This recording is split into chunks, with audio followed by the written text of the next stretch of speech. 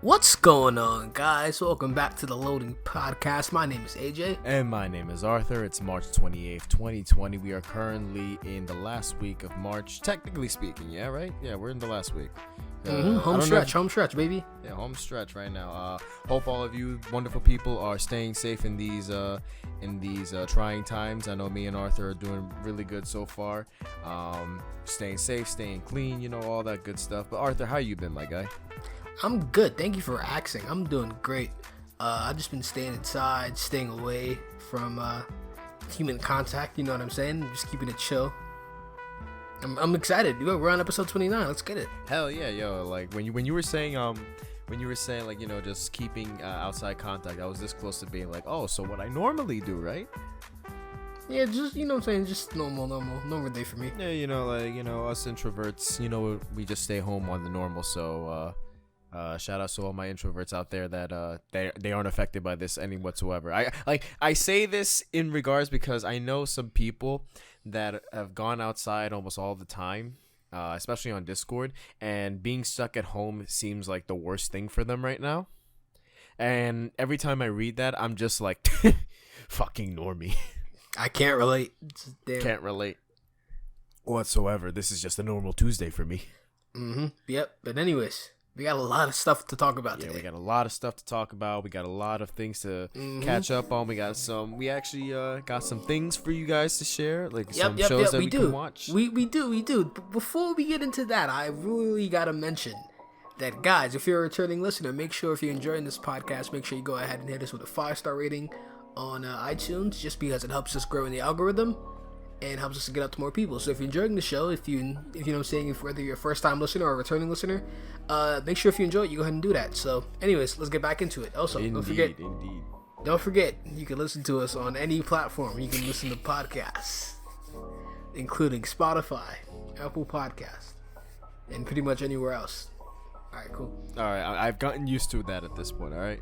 No, it's cool, but like we actually have a lot of shit to talk about today. So let's actually get into the news. You ready for this one? Yes, I am. All right. So the first thing we got lined up. You ready for this? Yes, I'm ready for this. Let's go. All right. April's right around the corner, and apparently there have been some PlayStation Plus titles that have been leaked a little early. Is that what you're saying? Yes. According to you? They have been leaked earlier, I believe, this week. So for PlayStation Plus. I currently only have PlayStation Plus news. I didn't find anything for Xbox Live games, so Xbox users, I apologize.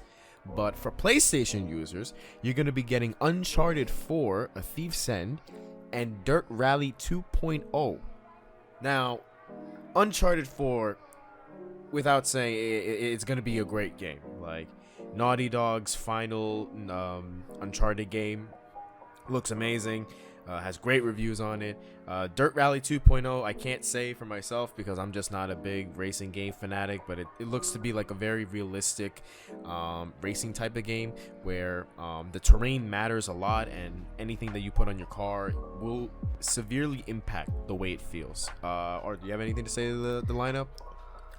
Well, for one, Dirt Rally 2 is kind of like an iffy kind of game. It's a hit or miss for certain people depending on what you're into, but what I will say that I appreciate is the fact that Sony has given out a bunch of their first party games just for free, and I think that's actually pretty cool. I mean, free of course, unless if you keep paying that fee, but I think it's pretty cool. We've gotten Last of Us in them, God of War 3 remastered, Uncharted, Nathan Drake collection, and now we're getting Uncharted 4. Yeah, it's pretty cool. This is 1 out of 2. The Dirt 2. It's a hit or miss for certain people. I think I played it once, maybe a long time ago. I don't really remember, but hey, see, listen, not bad. This is what, like, the only racing games that I've ever played was Mario Kart and the Need for Speed series, and my love for Need for Speed has gone down incredibly because I just. If it's not Mario Kart and it's a racing game, I get bored of it incredibly quick. Agreed. So, if you are very fond of racing games, then, there's another one for you. Uncharted 4 is probably going to be great. And yeah, that's actually a pretty good lineup. Oh, also one thing, I will mention. I don't know if it'll be still free by the time that the episode gets out and you guys hear it, or whenever you guys do decide to hear it. But currently, during this weekend, if you're into the what is it? I believe not the Uncharted, the Ghost Recon Breakpoint games. It is going to be free for this weekend. So if you like those types of shooting games, then by all means go for it. It's gonna be free this weekend. Absolutely, for sure. See, all right, let's move on. What else we got on the list? See, all right. So this is the one I want to do, right? So last week we were talking about PS5 and how the whole reveal event was like sleepy as hell, right, for us. So we have an article here from TechRadar.com, right? And it basically states how. Let me see. I don't know who exactly. They mentioned that news editor Jason Schreier posted this, but he was saying that the PlayStation 5, all of the games on it will be as easy as Netflix to quickly load and play. So, for example, if you have like a downloaded game or even on disc, I'm assuming, right? With the PS5's tech, you'll be able to instantly or almost near instantaneously load it up and play it just like that. Like, you know how Netflix does with their movies. Yeah, when I first saw this, the first thing that came to my attention was that one. Well, this is a nice thing that's cool. Like it's novel that you can do this. Like stuff like this. Like this is kind of like if you have a PC, like you're kind of just like, you know what I mean. You can do certain things, but it is kind of cool and novel. But I will say this though, I have seen not footage of the PlayStation 5, but I have seen footage of the new Xbox from Austin Evans. I don't know if you've seen his video about that, but he actually had the Xbox Series Series S. I'm sorry, I'm getting the names mixed up because they sound the same. But like they basically took the new Xbox that's not released yet, and they basically had it load up games incredibly fast. So I think that's cool. I think that's something that we're gonna see a step and a leap in from this generation to next gen. So I think that's interesting. I definitely I agree. It's kind of like what I told you earlier when we were talking about like what we want from the next gen systems, and it to me it almost feels like it's expected. Like, yeah, you know, every new generation you have to perform better, you have to load games faster, less loading screens, more power, more RAM, more all of this technical nonsense that you expect from an upgrade. You know what I mean? Yeah, for sure. So it's good to see that PlayStation 5 is gonna, if it's true. No, I'm expecting it to be true because, like if they have footage of the Xbox loading up games this fast, and I'm pretty sure from what I've seen in terms of specs, the Xbox might be a little more powerful than the PlayStation 5. But if it loads it up even as half as slow, it's still gonna be pretty fast. You know what I mean? True. Just yeah. to see yeah. it, but. Anyways, interesting. Yeah. Any improvement, nice. I'll take it. If any improvement, yeah, it's cool. But I really want to see what are they going to improve, not only just in terms of speed, time, you know what I mean? I want to see what else they're going to improve when it comes to the UI and different abilities to share content. The share button, it felt like it was a cool, nice little idea on the PlayStation 4, but I'm going to assume that there's going to be another share button on the PlayStation 5, but if they do, I want to know how are they going to improve that with share functionality. I'm expecting there's going to be streaming. I'm just expecting there's going to be, it would be cool if it was like maybe even 1080p, 4K streaming maybe. Oh, that would be pretty cool. That would be interesting. That would be really interesting. And if they can allow them to connect like a webcam or something, or even just anything, it would be kind of cool. I'm curious to see what they do. That's just what I'm thinking. Yeah, you know I what agree. I mean? I agree. But like another thing too, this is just gonna sound a little weird, but hear me out now. This was the PlayStation 4, just the regular PlayStation 4. You can get footage out of it, like an hour's worth of footage in like 720p. If I feel like the PlayStation 5, I feel like it would be dope if like the PlayStation 5 had like a built-in capture card that you could you know what I mean? Like to make it a lot easier. Just get footage or get all this like footage. Maybe not like a capture card, but like a share button kind of functionality where you can take off like 4K videos, 1080p video, like straight from the console. You're not really limited. You don't need like a capture card to get like good gameplay. Yeah. Or even like fraps or something like that. But yeah. Yeah, no, I was gonna say that I know a thing that I thought was like problematic, not problematic but kind of annoying, was trying to transfer all of the footage, for example, that you had on your PlayStation console, and then transferring it to your computer so you can edit it, like gaining footage easier, because it takes a while in order to transfer, and you need the some like a USB drive or any sort of storage unit to transfer from your PlayStation to your computer. Like you can use the in the PlayStation editor that they have, right? But you can do a lot better. Like it's you can do a lot better, and you can transfer it to your PC. I would definitely like it if it could be at least faster or more. I'm thinking like even beyond that though. Like even like say like even remove like the whole USB out of the situation. Like what if you can just share video straight from your you know what I'm saying, your device from like to like Twitter or like YouTube. So like for example, just like clips. You can edit clips and just upload them to YouTube. Can't you do that? Wait, can't you do that now though? I mean, yeah, but like it would be cool to have it in like better quality because like I said, it's only 720p. Yeah. So I want to see how would they improve it, or even just have ways to do it like more seamlessly. You know what I mean? Because this is next gen. I want to see how they're gonna improve on it. You know what I mean? Yeah. I thought it was a cool idea, but I feel like it can be fleshed out even more. That's all I was trying to say. Okay. Then I definitely agree, because moving to the next gen, I think the biggest thing that I think they're focusing on is making everything more seamless. Yeah, for sure. So good job. We'll see. PlayStation. All right. But let's move on. Moving on. Now, I know Corona right now, or COVID-19, whatever you want to call it, right? It has a lot of people staying indoors, adults and children alike. Indeed. Now, Minecraft, however, Microsoft and Minecraft, they have these education lessons to help like young children or even like emerging teenagers learn about different stuff.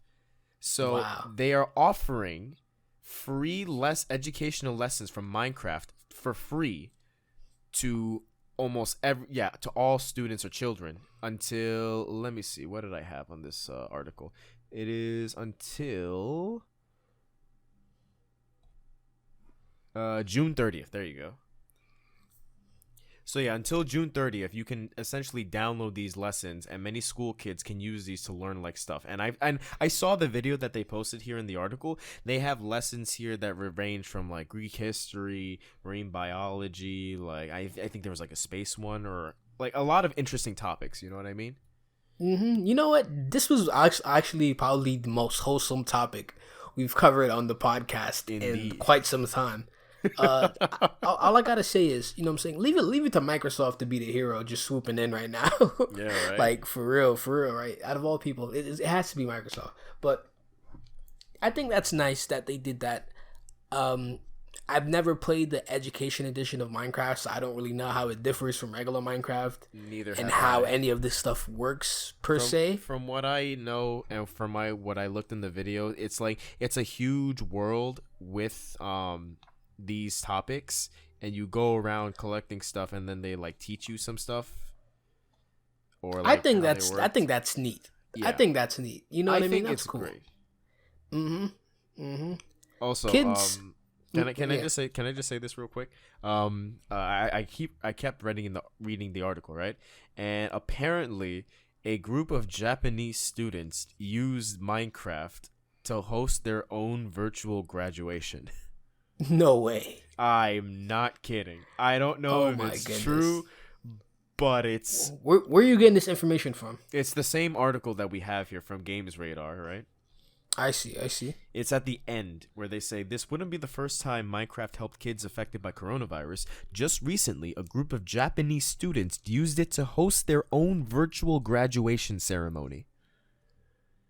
Wow. That is ridiculous. But it's also cool to see that a game such as Minecraft can help at least like a couple people. Yeah, it can help. That's what's up. Some people get through these tough times. So like, I just wanted to add on. Sorry, I didn't mean to cut you off. No. Go ahead. I just wanted to add on that back to what we were saying about the Minecraft Education Edition, that just looking at kids like getting into video games and just falling into like that level of escapism is just always interesting to me to observe. So I think that's actually cool that while they're, you know what I'm saying, stuck at home, they actually get to learn something. I will say, also, sorry to interrupt you. I will say to me, honestly, this is a big improvement over the other computer educational games that we used to grow up with as a kid. Like, I can't even remember some of them, but yeah, my nephew has Minecraft. Yeah. So and I know there's an option that you can turn the Education Edition on, so I might now tell him that he can do that and get some actual lessons while he's not in school. So that he can actually learn something and stay You know what, Microsoft? Not bad. All right, cool. Yeah, Minecraft has always been looking out for like people of all ages. You know what I mean? Yep. And doing but something Ernie, good anyways. for the children. It's great. Anyways. All right, moving on. The big one that we have to move on. We got something to talk about now. That happened very recently. So Nintendo decided to surprise us, right? With a mini direct. Swoop on in. It's just swooping on. You know what I'm saying? While people's at home. Yeah, be like, first of all, I just want to say, first of all, why was this so early? What time was it in Japan when this released? This must have been like a regular time for them. Yeah, I think I was sleeping. I think it was like 6 a.m. Yeah, that was wild. Asleep. That was wild. But we definitely have a couple things to talk about now. So let's see. You want to go? They did announce a lot of stuff. So let's get right into it. We're not gonna cover every little thing. We're just gonna cover the things that are, you know what I'm saying, that we feel are the biggest things that deserve to be covered. Because not everything in there was good. There were some things in there that was kind of mid, but I felt like it was an overall. It was what it was. It was the Direct Mini. You know what I mean? I wasn't expecting anything crazy, and it was out of nowhere, so I can't really complain. But the first thing we're gonna get into is this. We have a release date for Xenoblade: The Definitive Edition, Xenoblade Chronicles. This game came out originally on Wii, right? Yes. Yeah, and I believe the release date is May 29th.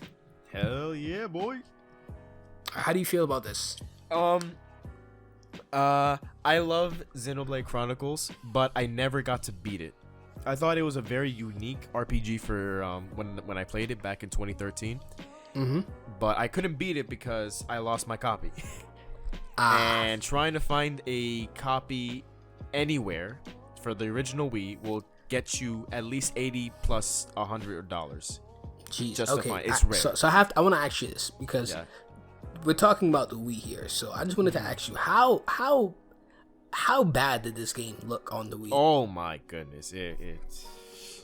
Let's just say that listen, I love the game, but it looked like something like a mid PS2 game, if we're gonna be honest. Like a PlayStation 2 game that was released in like the middle years, like 2003, 2004. It's not bad. It's just. So what you're saying is you're picking this one up. Yes, I am picking this one because the remake or the definitive edition, whatever they want to call it, it looks great.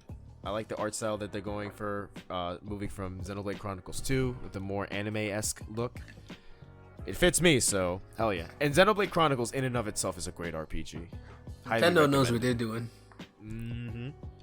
They were like, yeah, we're gonna animate the heck out of this. Yeah, speaking of RPGs, however, we also got more news for Bravely Default 2.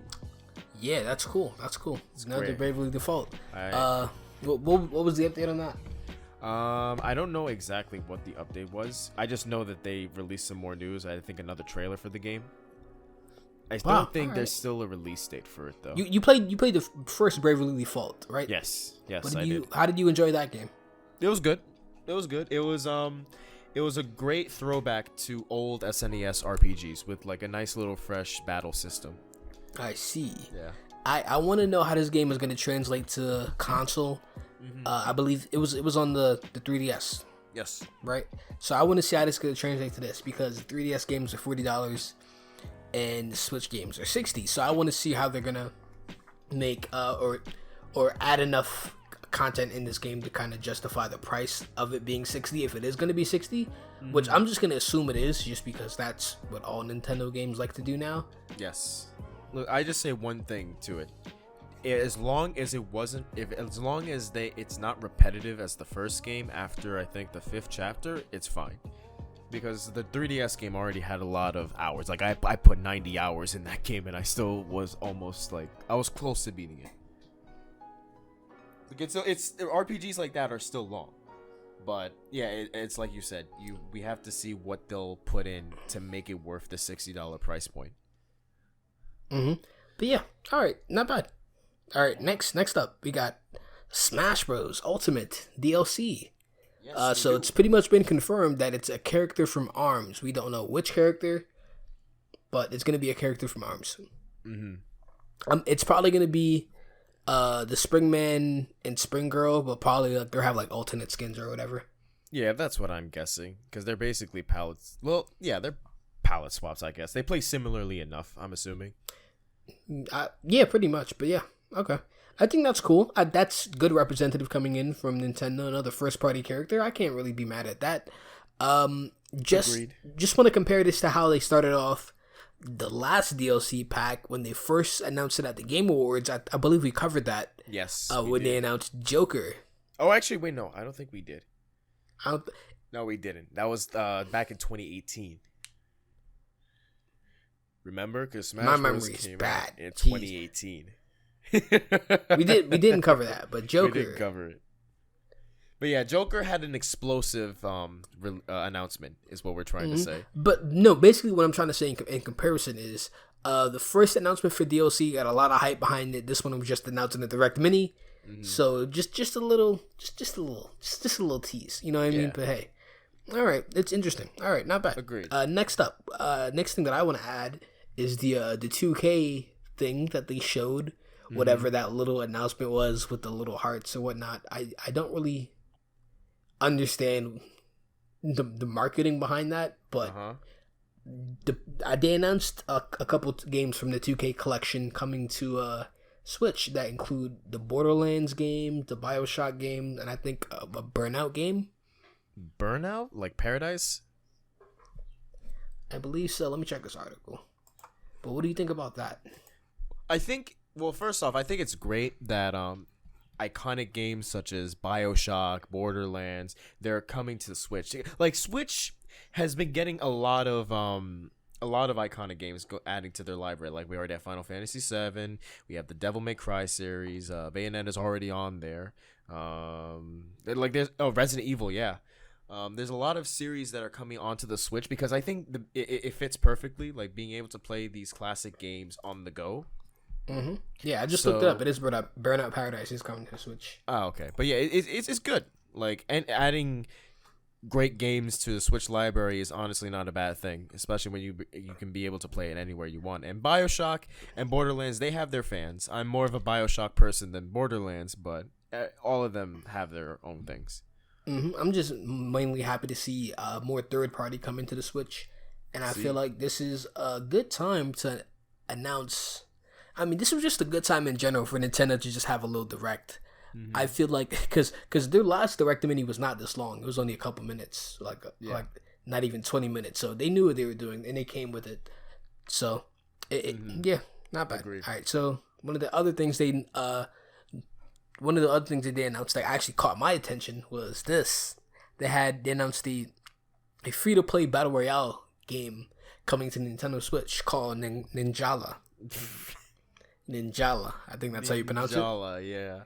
Yeah, you know, when I saw it, the art style, it kind of reminded me of like a mix between Happy Wars on the Xbox 360 and also like a Splatoon kind of thing, is what you were saying as well. The gameplay the gameplay didn't really play like either of those games. It was kind of like some third party ninja kind of game with a very cartoony art style and a lot of flashy colors going on everywhere. Nice little flashy art style, but it looked nice for a free to play game, to be honest with you. It did. It actually looked very nice. Before I say my opinion, can I just say that for those of you that are listening and you remember Happy Wars on 360, you're a real one. Aside from that, a lot of people might be kids. There's a lot of kids listening. They might not know nothing about that. Well, that's why I'm saying like this. If you know what Happy Wars is on 360, you are a real one. That's what I'm trying to say. But aside from that, the biggest thing that I took away from it looks very similar to if Splatoon went down like an action ninja multiplayer experience. You know what I mean? Like the customization, the characters, how they were animated, design, kind of gives you that Splatoon feeling. Yeah, I don't know who's developing this game. I don't know if it's Nintendo or if it's some other company. Mm-hmm. But we definitely got that vibe from it. So definitely. I think it's safe to say. But was there anything else notable that happened in that direct that we really can mention besides the Pokemon DLC that honestly I don't really care about, and the Animal Crossing update that I don't really care about? Yeah, I'm not a big Animal Crossing fan myself. I think I mentioned this on the podcast. I tried the game on 3DS once and I got bored of it really quickly. It's just not my cup of tea. I prefer Stardew Valley. Thank you very much. Haven't tried it, so I can't really speak on that. But besides that, I think that was about it. So I think we're going to go ahead and start to transition over to the next topic. I think we're going to step away from gaming for a little bit, if you know what I'm saying. Because, you see, it's a little anime called My Hero Academia that we're going to start recapping on. It's been a minute since we recapped My Hero Academia on the podcast. So I have to start off by saying this, right? I have to roll in by this. We don't really talk about a lot of like anime that often, but when we do, we got to do it right. We got to show y'all some love, cause y'all, the anime fans of this podcast, y'all the real ones, cause y'all been waiting the longest. Like we market ourselves as a gaming and anime podcast, but most of the time we talk about gaming with a little bit of anime thrown in here and there. So when we do, it has to be big. That's just because, you know what I'm saying, it's hard to get into a lot of these shows nowadays. And honestly, now that all this quarantine shit is going on, it's easier to kind of sit down and just watch a show. Yes. So, But anyways, we have to update y'all on what's going on with My Hero. Yes. So last time we were talking about My Hero, you can quote me if I'm wrong, but we were talking about the last episode in which Night Eye dies and Overhaul basically lost his power, and like that whole fight between Deku and Overhaul just finished, and now we have the rest of the season. So I'm gonna ask you, of the episodes that we've watched, what do you think? What did you like the route that they took for these episodes, or were you not a big fan of it? Ooh, at the end of that arc, from me last kept off, there's a lot of stuff that happened. But one, I really gotta say, I enjoyed the change of pace of that from the ending of that arc up until where we're at now. Yes, I believe of the day of recording, episode 24 was just released today, and we both saw it. And I just like the whole direction they did, the whole little school event that they had, and the whole thing with the one gentle criminal. I thought that was a very nice arc, and I just gotta say, after that arc happened, when Night Eye died, it really hit me. And when Deku got his gloves, when that girl gave Deku his gloves that she ordered from him, when he got his gloves, man, I was like, yo, this man Deku was really like out here, like getting stronger and growing up out here. That's crazy. That really caught me by surprise. Agreed. I'll say that the tone that they went for these episodes, for like the other half of season 4, it was definitely a lot lighthearted.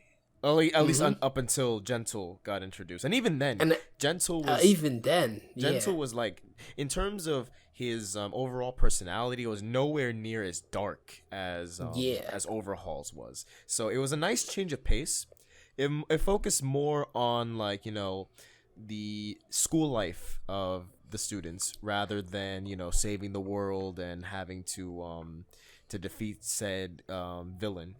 You know, they still had it at the end, but for the most part, it was just about the school festival, or at the beginning when Todoroki and Bakugo were starting to get their provisional license again. Considering, and I'm glad you mentioned it, because the fight with Overhaul, it felt very climactic. You know what I mean? That felt like something that you could have damn near ended the season right there. You know, if you really wanted to.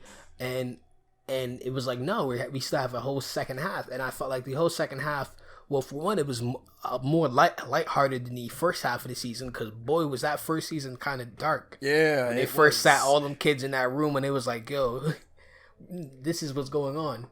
Yeah, yeah, it's definitely a lot more lighthearted, but also, I feel like everybody came out of there better because I've just seen a lot of growth, character growth, a lot of like, you know what I'm saying, overall, just the positive outlook on it. I'm really enjoying this season so far. I think this might be one of the it might be probably one of my favorite seasons so far. Nice. I was gonna say, can I just say that seeing that performance and seeing Jiro and getting like, you know, to know more about her, because you know she's my favorite girl in the series. Mm-hmm. It was nice. It was nice just seeing all of that, seeing her happy and then screaming like she wanted to be a hero, and then telling her parents that instead of becoming a musician. Facts. Yo, I'm not gonna hold you. A couple episodes tugged on my heartstrings. Like at the like when Deku. Oh, spoilers by the way. When Deku. We have a problem with that, don't we? Yeah, we do. But no, when Deku was at the festival and he pulled up at the dance and like when I saw that girl like crack a smile, I like my heartstrings were just tugged on. Eri. Yeah, Eri. Yeah. Like, it was just good. They know how to set a scene. They know how to definitely, you know what I'm saying, organize things in a way where it can hit you. Mm-hmm. So I thought that was cool. And of course My Hero has always been good at doing that because they always have a lot of character development, which is why I like this show as one of the better shonens, just because the main character or main characters aren't always getting all the shine, and they can develop some of the other characters and make them more interesting. Agreed. I love what they do with My Hero. They definitely at least take some time to develop the characters, like you said. It really reminds me of early Naruto in a way. Like I'm talking about like early Naruto when like the Chunin exams arc where they fucking explored almost every single other genin that was there.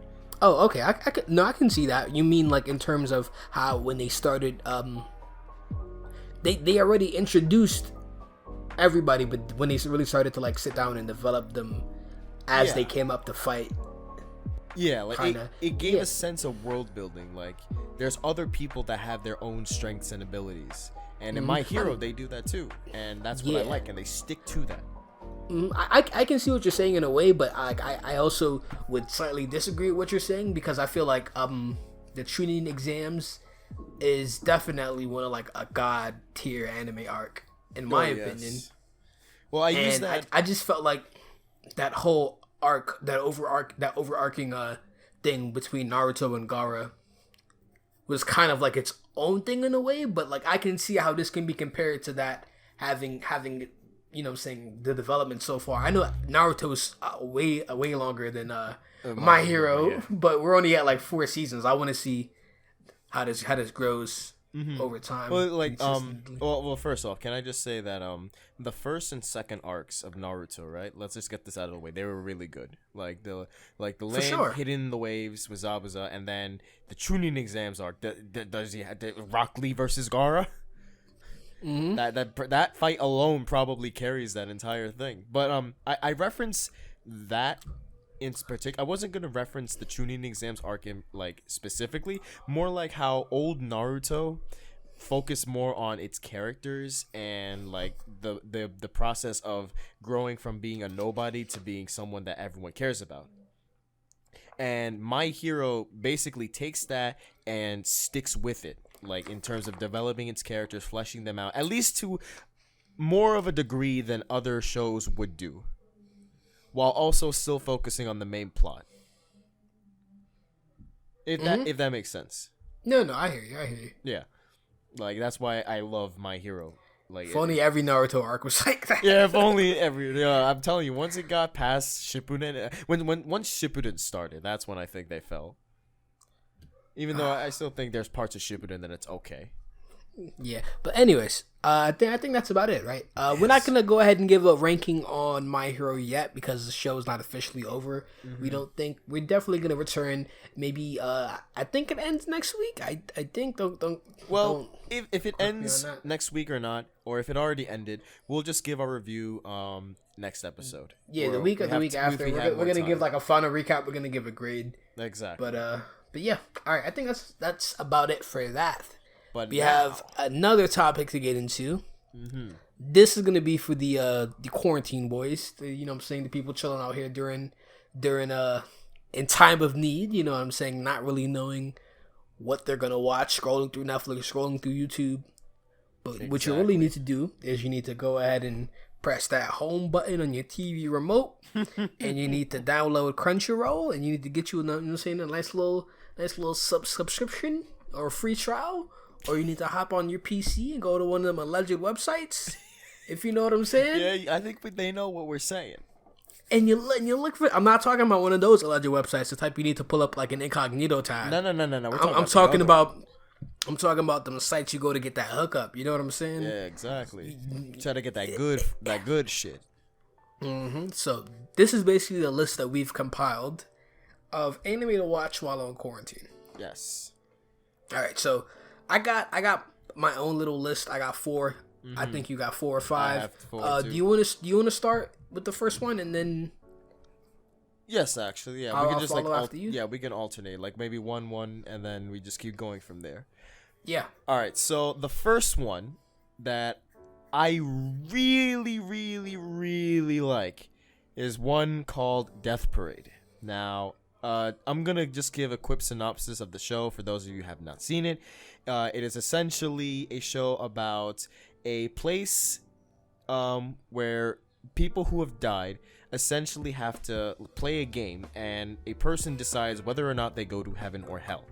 Now, this game will involve people confessing a lot of stuff, whether it be sin or anything that they might have done, which will alter the person's decision. Now, the more people that go there, the more blurry the lines get, and how difficult it becomes to send a person to get reincarnated, like that, or just have them go straight to hell. It's very good. The plot is really good. The characters are great. And it's only 13 episodes, so it won't take you that long to finish it. But yeah, that's my first pick.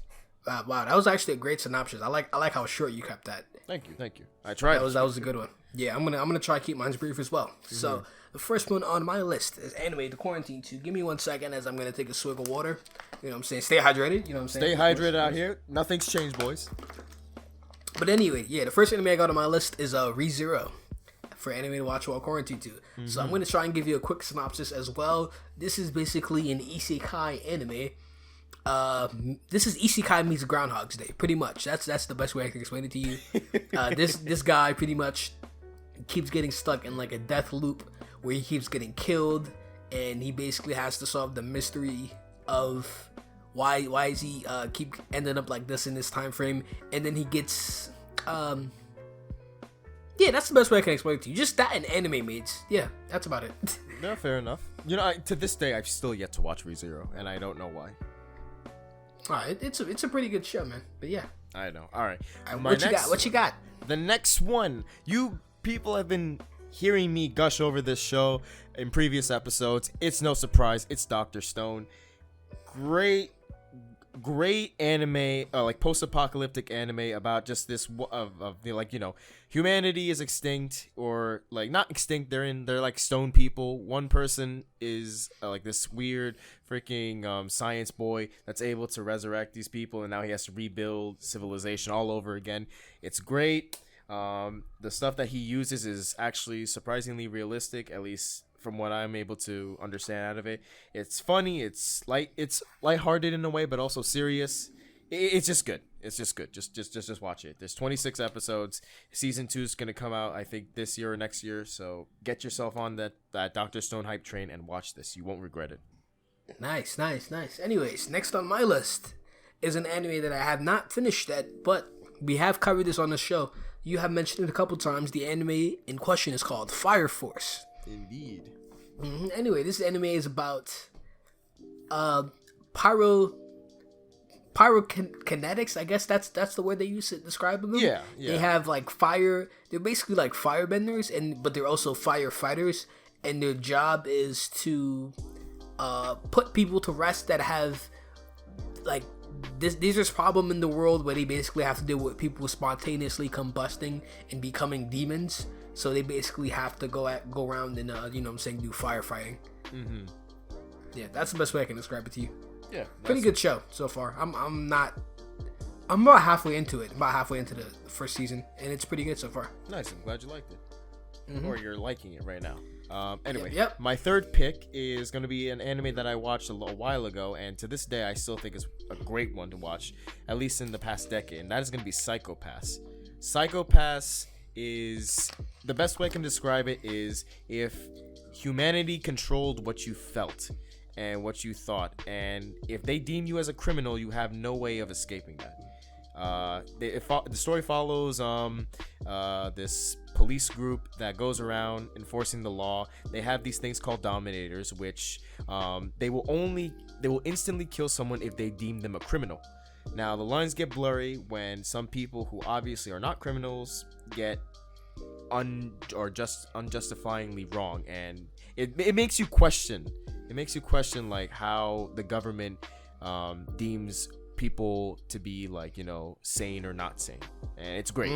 It's great. Stay woke. Yeah, stay woke, boys. 3 seasons out there. I still haven't seen season 3, but I know season 1 and 2 is really good, so get on that. All right, nice. Next one on my list is a pretty older anime as well. I guess you could say it's Mirai Nikki, otherwise known as Future Diary in English. So if you haven't seen this anime, all I can describe this to you as is this is the reason why yandere is so goddamn popular nowadays. Well, this is like one of the main contributing reasons of is this anime right here, and it's basically a game. It's the anime is basically they put you in this game where you're put in situations where you have to fight to the death with other people who have these phones that do different things, and you're with a girl who's a yandere, and her phone can pretty much predict the future, and you basically have to deal with the fact that she's a yandere and being in certain situations and having to figure out how to survive essentially. So yeah, pretty good anime. Definitely pretty good anime. I've definitely seen the show maybe twice, maybe 3 times. I've loved it every single time. So yeah, nice. I know Mirai Nikki's a classic for me for a while, only because I just like the premise of the show, like the whole battle royale kind of thing with these people that are trying to kill each other for some reason. But yeah, the last one that I have on my list, I went to go with this one, and that is 91 Days. Now, 91 Days, if you like crime dramas, if you like gangster films or like gangster shows, this is actually a decent one. It's not the best, but it's definitely good, especially in the world of anime. Basically, it's about this one guy named Angelo who is trying to get revenge for his family when they were killed by mobsters a long time ago. So he basically infiltrates the mobster family that was responsible for this and works his way up the ladder in order to act out his revenge. Now, this takes place, I believe, during the 1920s, I think.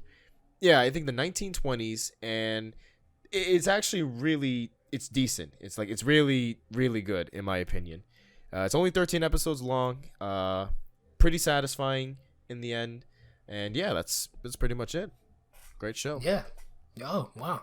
I have not seen that show, but the last one on my list is Rising of a Shield Hero. Now, this is a show that we've covered on this podcast maybe once or twice before. We definitely reviewed it before. And I think it was definitely one of the earlier episodes, I believe. But this show is one of the best isekai shows out there right now. Definitely, not even close, for sure. So this show is basically about you.